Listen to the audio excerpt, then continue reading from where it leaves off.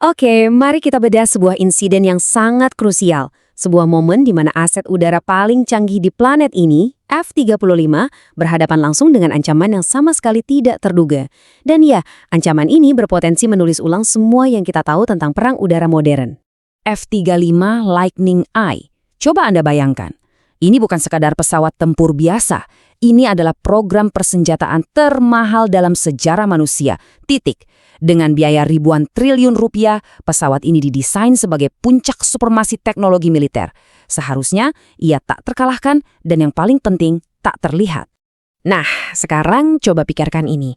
Bagaimana jika semua investasi raksasa dan teknologi super canggih itu ternyata bisa dilumpuhkan? Dan bukan oleh teknologi yang sama mahalnya, tapi oleh sistem yang harganya cuma sebagian kecil saja.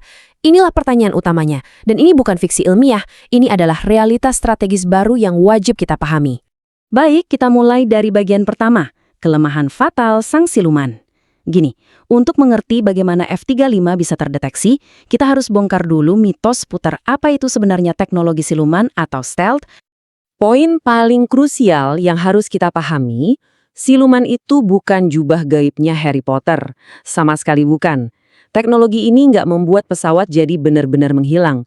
Tujuannya cuma satu, mengurangi secara drastis kemampuannya untuk dideteksi oleh jenis radar tertentu, terutama radar frekuensi tinggi yang biasanya dipakai untuk mengunci target sebelum menembak. Jadi, gimana sih cara kerjanya? Gampangnya begini, bayangkan Anda punya cermin. Kalau Anda sorot senter lurus ke cermin, cahayanya bakal mantul balik kan ke mata Anda? Tapi coba miringkan cerminnya, cahayanya pasti mantul ke arah lain, bukan? Nah, prinsip pesawat siluman itu persis seperti itu. Bentuknya yang bersudut-sudut tajam itu dirancang untuk membuang gelombang radar frekuensi tinggi menjauh dari sumbernya. Hasilnya, pesawatnya nggak muncul di layar. Tapi tentu saja setiap perisai pasti punya celah. Mari kita masuk ke bagian kedua, ancaman radar frekuensi rendah. Inilah tombak yang benar-benar mengubah seluruh perhitungan taktis di medan perang udara modern. Disinilah letak perbedaannya yang fundamental. Radar frekuensi tinggi itu punya gelombang pendek, presisinya tinggi, cocok banget buat nembak jatuh target. Tapi ya itu tadi, gampang banget dikelabuin sama bentuk F-35. Sebaliknya, radar frekuensi rendah ini pakai gelombang yang super panjang. Memang sih presisinya lebih rendah, tapi gelombang panjang ini punya satu kemampuan unik. Dia nggak gampang dibelokkan, malah dia berinteraksi langsung dengan struktur fisik pesawatnya. Dan inilah para pemain utama dalam skenario ini. Iran nggak cuma pakai satu sistem, tapi mereka menggabungkan beberapa. Ada Nebo SVU, radar peringatan dini frekuensi rendah buat deteksi awal. Lalu ada sistem rudal Bafar 373 sebagai eksekutornya. Ditambah lagi sensor panas pasif buat konfirmasi. Kalau sendiri-sendiri mungkin biasa saja, tapi begitu digabungkan, nah ini jadi sebuah kombinasi yang sangat mematikan. Oke, sekarang kita sampai di inti analisis teknisnya. Bagaimana sih secara fisika hal ini bisa terjadi? Mari kita lihat kenapa pesawat yang dirancang untuk jadi hantu di angkasa justru malah bisa bersinar terang benderang di layar radar. Kuncinya ada di satu fenomena fisika yang namanya resonansi radar.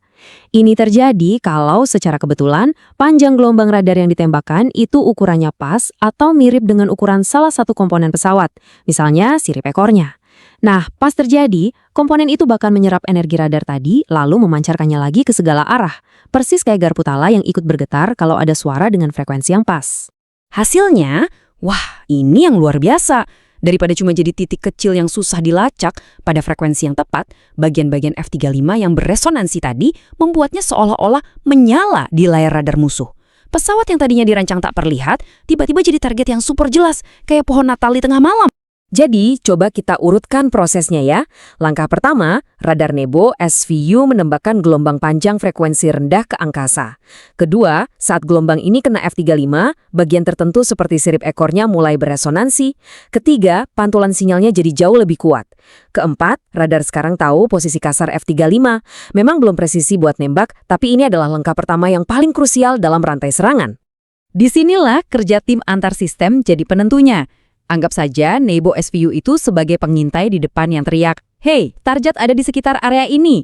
Informasi ini kemudian langsung diteruskan ke Bafar 373, si penembak citunya, yang kemudian bisa memfokuskan radarnya sendiri ke area yang lebih kecil untuk mencari, mengunci, dan akhirnya menghancurkan target. Insiden ini kan bukan cuma soal satu pertempuran, ini punya implikasi yang jauh lebih besar. Mari kita lihat bagaimana ini membentuk masa depan perang udara, yang pada dasarnya adalah sebuah perlombaan senjata yang nggak akan pernah ada akhirnya. Jadi, apa pelajaran strategis yang bisa kita petik dari semua ini? Pertama, dan yang paling jelas, mitos jubah gaib teknologi siluman sudah terbantahkan. Ada batasannya. Kedua, ini membuktikan kalau negara dengan anggaran lebih kecil tetap bisa menantang raksasa teknologi lewat strategi asimetris yang cerdas. Ketiga, perang modern itu intinya pertarungan sensor dan data, bukan lagi soal platformnya. Dan yang terpenting, dalam teknologi militer tidak ada keunggulan yang abadi. Selalu setiap inovasi akan melahirkan penangkalnya. Semua ini akhirnya meninggalkan kita dengan satu pertanyaan besar yang masih menggantung di udara. Apakah kita sedang menyaksikan awal dari berakhirnya dominasi absolut pesawat siluman di langit?